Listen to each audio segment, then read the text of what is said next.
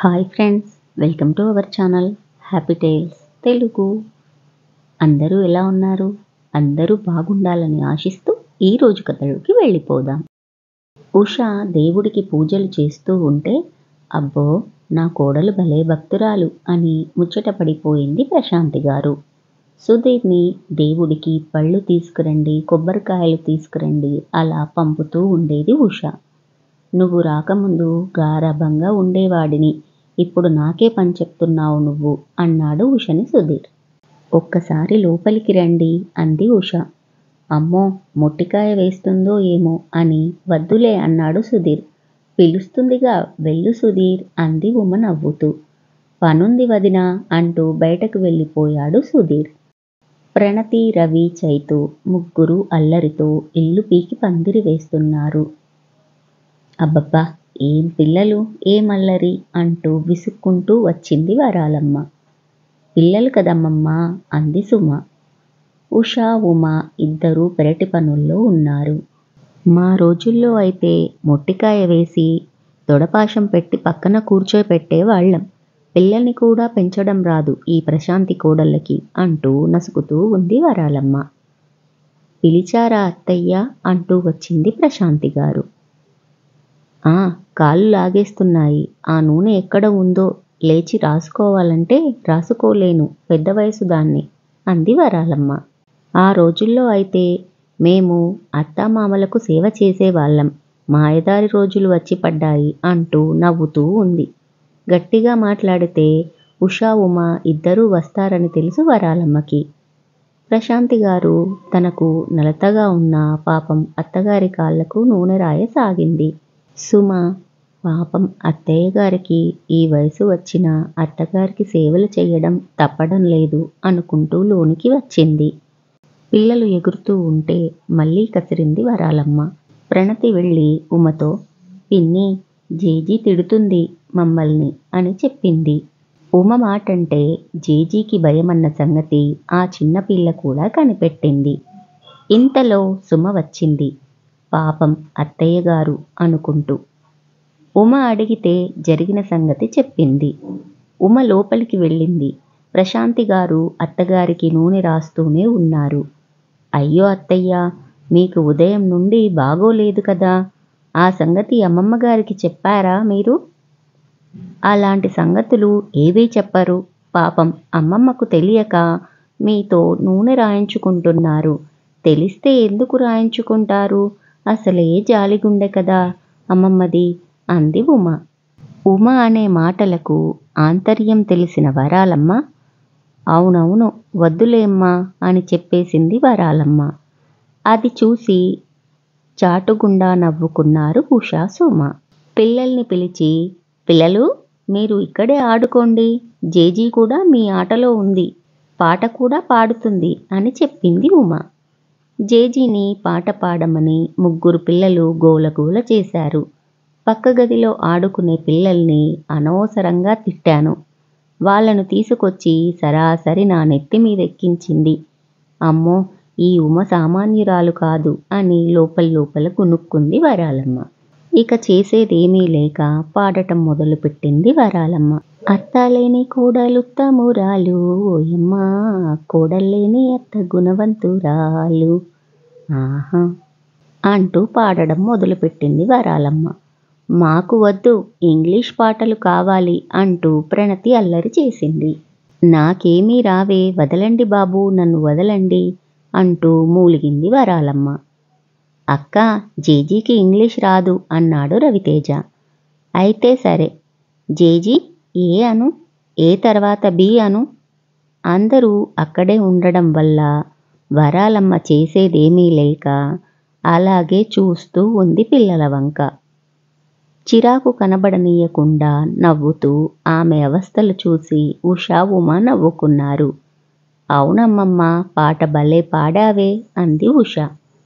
అవును, అత్త ఉన్నా కానీ మా అత్తగారు ఉత్తమురాలే కదా, మరి అత్తలేని కోడలు ఉత్తమురాలు అని పాడావెందుకు అంటూ అడిగిన ప్రశ్నకు అందరూ నవ్వుకున్నారు.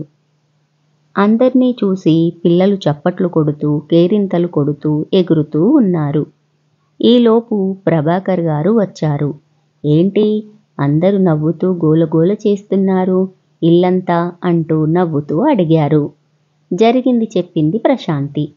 ప్రభాకర్ గారు కూడా నవ్వారు.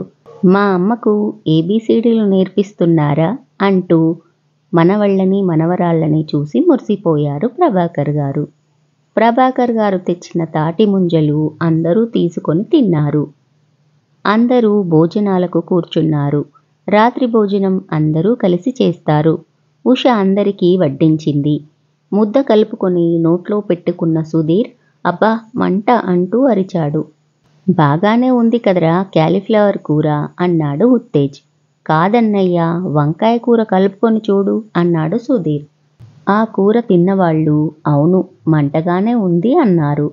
నేనే వండాను అంది ఉష బిక్కముఖంతో.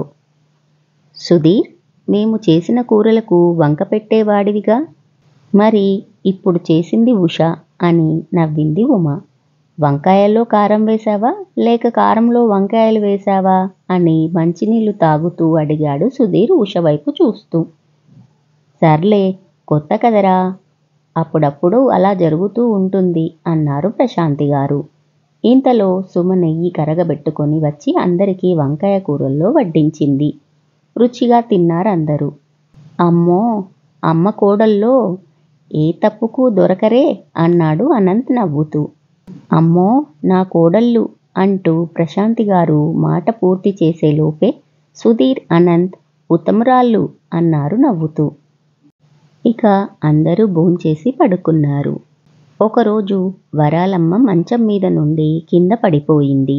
అందరూ కంగారు పడ్డారు.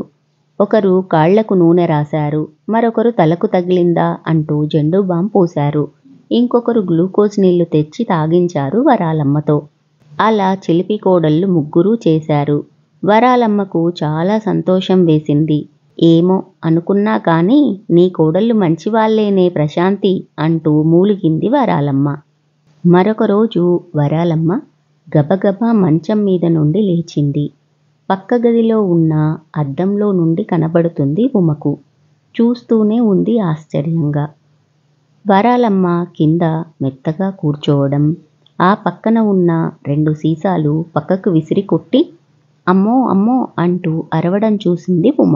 అమ్మమ్మ ఇదా నీ పని అని అనుకుంటూ బయటకు వచ్చింది ఉమ.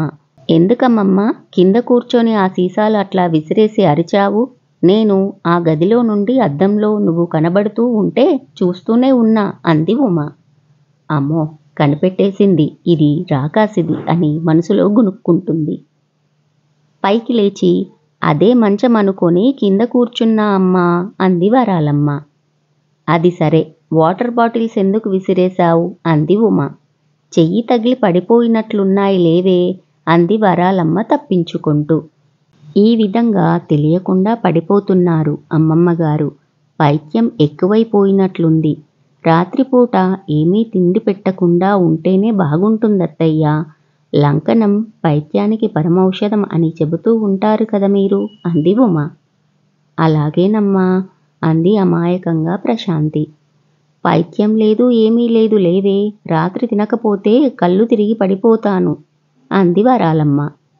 ఇక నుండి లెగిసి జాగ్రత్తగా కూర్చుంటానులే అంది వరాలమ్మ. ముగ్గురు కోడళ్ళు లోపలికి వెళ్ళిపోయారు. ఉష చాప కింద వేసుకొని పడుకొని ఉంది. ఏంటి చాప మీదకు చేరింది నా బంగారం అన్నాడు సుధీర్. మాదేముందిలెండి, మా కూరలో కారం, మాకేమో అహంకారం అంటూ మూతి తింపుకుంటూ అంది ఉష. విషయం అర్థమైపోయింది సుధీర్కి. అది కాదురా బంగారం అన్నాడు సుధీర్. ఇప్పుడు ఆ కూర నువ్వు వండావు అని నాకు తెలియదు కదా, వదినలు వండారేమో అనుకుని బిల్డప్ ఇచ్చా అన్నాడు నవ్వుతూ సుధీర్. నాకేమో అహంకారం ఎక్కువ, కూరలో కారం ఎక్కువ అని పొద్దున్నే కదా మీరు అంది, తిట్టింది కూడా. నా అహంకారం తగ్గే వరకు ఈ చాప మీదే పడుకుంటాను అంది అమాయకంగా ముఖం పెట్టి ఉష. నాకు కారం తిని మంటెక్కువై అహంకారం అన్న మాట పొరపాటున వచ్చింది ప్లీజ్ బంగారం అన్నాడు సుధీర్. ఉదయం నాకు వచ్చిన కోపానికి మిమ్మల్ని అంటూ పైకి లేచి సుధీర్కి మొట్టికాయ వేయబోయింది ఉష. ఒకరోజు ప్రభాకర్ గారి తమ్ముడి కుటుంబం వచ్చింది ఫ్రాన్స్ నుండి. దివాకర్, సీమ వాళ్ళ అబ్బాయి నాగేష్, కోడలు భాను, మనవడు ఉదయ్ వచ్చారు. వరాలమ్మ చిన్న కొడుకు కుటుంబంపై చూపే ప్రేమ ఆశ్చర్యం కలిగించింది ప్రశాంతి గారి కోడళ్ళకి. ప్రభాకర్ గారు, ప్రశాంతి గారు చాలా సంతోషంగా ఆహ్వానించారు దివాకర్ గారి కుటుంబాన్ని.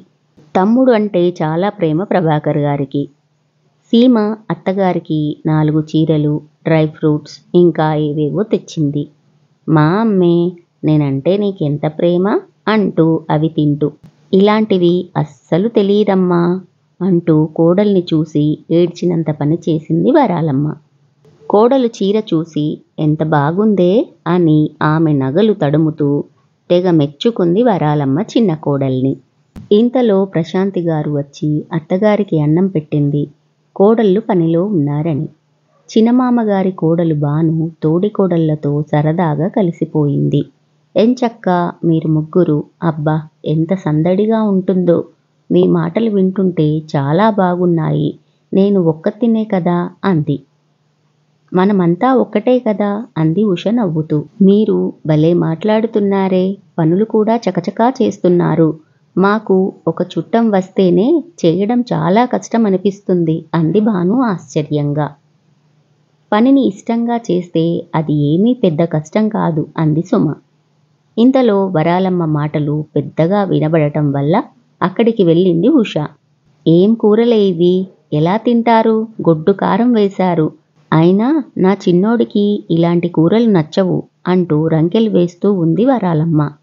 ప్రశాంతి గారు అలాగే మౌనంగా ఉన్నారు కళ్ళు తుడుచుకుంటూ. వరాలమ్మని పెద్దగా మాట్లాడకండత్తయ్యా, మీ ఆరోగ్యం దెబ్బతింటుంది అని వెనుక సవర తీయసాగింది సీమ. వరాలమ్మను చూసి ఒళ్ళు మండిపోయింది ఉషకు. ఉష వరాలమ్మకి ఎలా బుద్ధి చెప్పిందో మరో భాగంలో తెలుసుకుందాం. కథ నచ్చిందా?